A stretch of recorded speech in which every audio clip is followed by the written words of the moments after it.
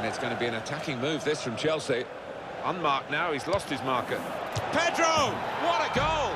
Football!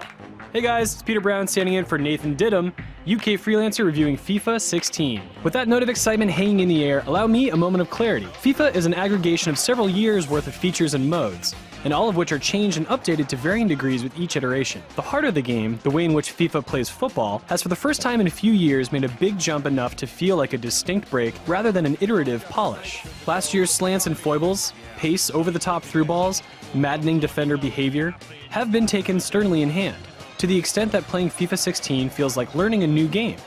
It's hard, and the first few matches are a mixture of frustration and promise. EA Sports' latest soccer sim wants players to compete on a level footing, and while realistically we'll have to wait until the online population has stress-tested the new system for millions of hours, this is how the changes currently feel.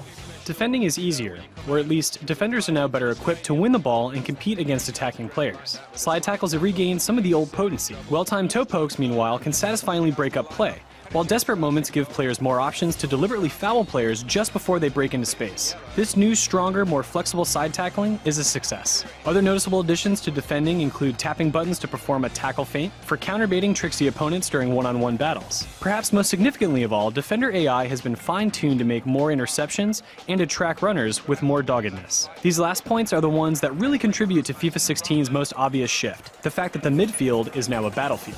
Working the ball through the middle of the park feels attritional and muddy, full of physicality and friction. More than ever, it's a game of inches and interceptions, with defenders urging themselves towards the ball wherever possible, pressing and lunging and reaching out feet. It can get scrappy, with miscontrols and turnovers spilling messily around for a few seconds at a time, but it feels like an organic sort of mess. A footballing mess. In response to all this, there are offensive tools that make the midfield an even fight, if an asymmetrical one.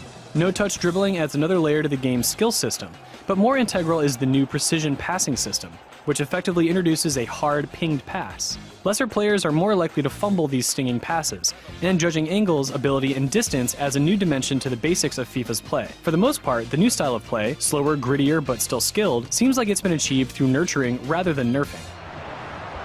Hit first time, a goal for Brazil!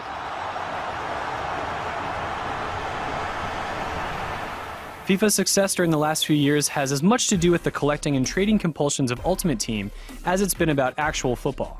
So the arrival of Draft Mode, a significant addition to Ultimate Team, is also worth a good look. Draft Mode sits aside the main business of buying packs, building teams, and playing them against opposition online.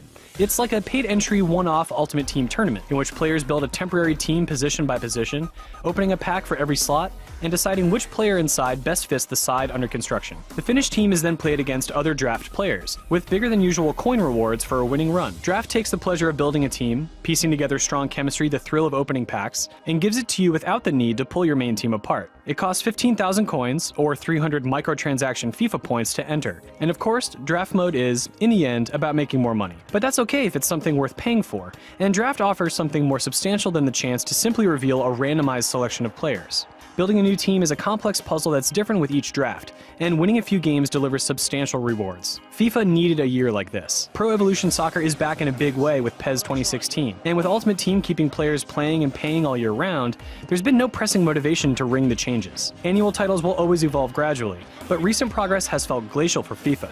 The series can be stubborn and stifling, but it feels gloriously new, and having to learn fresh strategies and nuances in a game with what feels like a healthier long-term balance is an almost forgotten pleasure.